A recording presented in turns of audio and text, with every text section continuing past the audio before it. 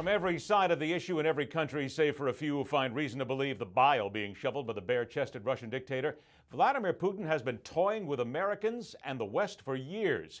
The invasion of Ukraine, the not-so-veiled threats, the backing of a terrorist regime in Iran.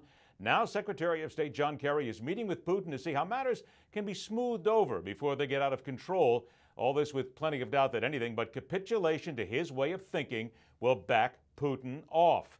Let's welcome to the Hardline Research Director at the European Leadership Network, co-author of a study on close encounters between Russia and the U.S., Lukasz Kulesa joins us. Lukasz, good to talk to you again. Thanks for having me, Ed. Good to be back. Is this meeting now the Americans basically going with their hands out to the Russians, or is this Vladimir Putin basically saying, I better do something quick before my own countrymen start to turn against me? No, definitely not the latter. It's a tough job being a diplomat, especially an American diplomat, because several people expect that you actually do some diplomacy, which means that you would talk also to the bad guys. So Kerry tried to do it.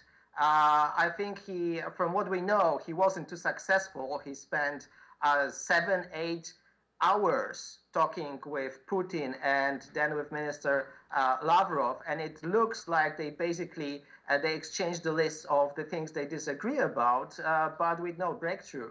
So, Lukasz, is this all just dancing at this point? I mean, honestly, the American people are looking at this and they're wondering, is anything substantive really going to get done here? Because it doesn't look as if John Kerry really does anything of substance or value when he talks.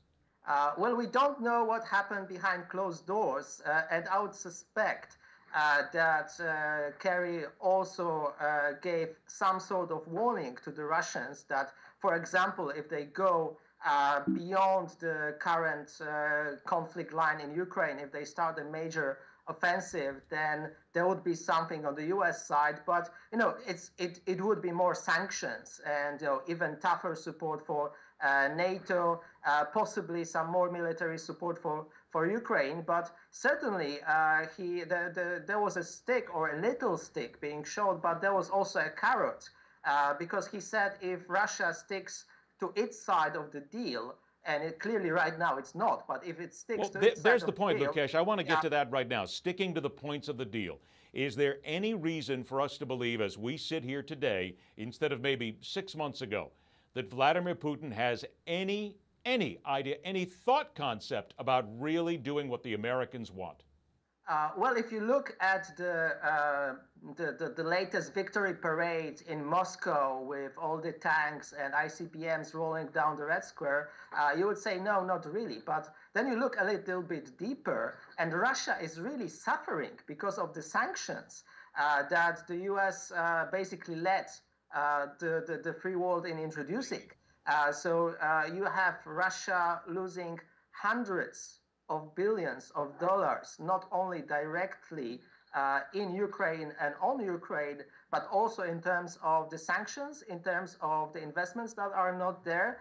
So it seems to me that it's not in the interest of Russia to attack further. Okay, so I got about 30, 40 seconds left, Lukasz. Let's say this. How much longer do you think Russia can hold out, and who needs something to come out of this meeting more, America or Russia? 30 seconds. America. And the Russians can last for the next year or 2 years, which is a bit too long for us. They would be able to last that long fiscally and also feeding their people and keeping them happy, you think?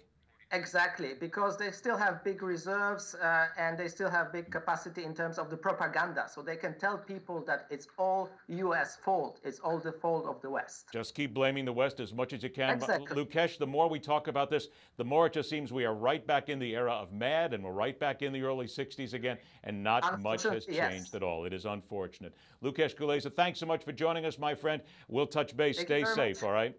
You too. Bye. All right, take care. No matter how often we talk about it, it just seems as if Putin just has America right where he wants him. Maybe he has the Obama administration where he wants him, all right? Rock on, true believers. Thanks so much for joining us. We'll come back here tomorrow. We'll follow this and so many other stories because this is the fastest 60 minutes of news. Make sure you join us right here on The Hardline.